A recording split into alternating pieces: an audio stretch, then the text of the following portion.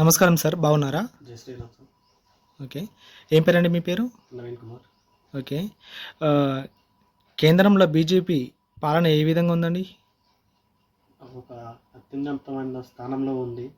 ప్రజలకు మన హిందుత్వ గౌరవాన్ని కాపాడుతూ అత్యున్నత స్థాయిలో ప్రపంచంలో నంబర్ 1 దేశంగా ఎదిగిపోతూ ఉంది. నరేంద్ర మోదీ గారు మళ్ళీ గెలుస్తారంటారా?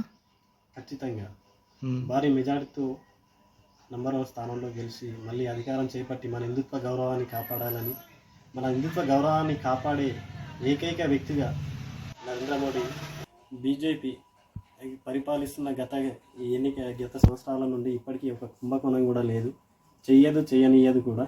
అలాంటి వ్యక్తి పైన వేరే చెల్లని వ్యక్తులు ఆయనపై రూమర్లు చేస్తూ ఉన్నారు. చేసినా కానీ ప్రజలు నమ్మకుండా భారీ మెజార్టీతో అధికారంలోకి తెప్పిస్తారని చూస్తున్నాం. బీజేపీ కంపల్సరీ అధికారంలోకి వస్తుంది.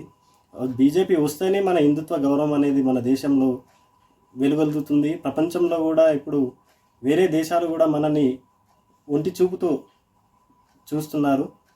చూడడానికి కారణం నరేంద్ర మోడీ. అతనే మళ్ళీ మన దేశ ప్రధాని కావడం వల్ల మళ్ళీ మన దేశం అనేది అత్యున్నతమ స్థానానికి వెళుతుందని మా కోరిక. అందుకు దీనికి ప్రతి హిందూ, ప్రతి పౌరుడు తన బాధ్యతగా, తన వంతుగా ఓటు వేసి నరేంద్ర మోడీని మళ్ళీ ప్రధాని చేయాలని అనుకుంటున్నాను.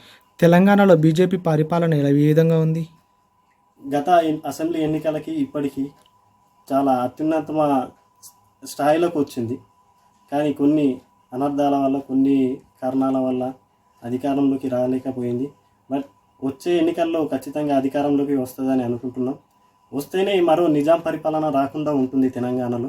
లేదంటే మరో నిజాం పరిపాలన వచ్చి మన హిందుత్వ గౌరవాన్ని మన చేతిలో మనం నాశనం చేసుకున్న వాళ్ళం అవుతాం. బీజేపీ ప్రభుత్వం వస్తేనే మన అభివృద్ధి అనేది ఇంకా వెలుగొందుతుంది.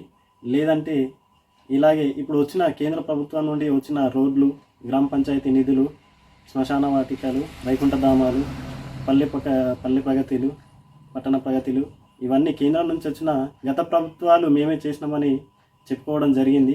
కానీ అవాస్తవం అనేది ప్రజలకు చూస్తూనే ఉన్నారు, అందరూ చూస్తున్నాం. ఆర్మీ విషయంలో కానీ ఇతర మిత్రత్వ దేశాలతో, శత్రుత్వ దేశాలతో ఎలాంటి స్పందనాలు ఉన్నాయనేది అన్నీ చూస్తున్నాం. కాబట్టి మళ్ళీ ఆయన్నే గెలిస్తేనే ప్రపంచంలో నంబర్ 1 స్థానానికి మన భారతదేశం వెళ్తుందని అనుకుంటున్నాం. అందుకు గాను మనం ఇచ్చే ఓటే ఆయనకు ఒక ఆయుధంలా పనిచేస్తుంది. ఖచ్చితంగా ఆయనని మళ్ళీ గెలిపించి అధికారంలోకి తీసుకురావాలని అనుకుంటున్నాం.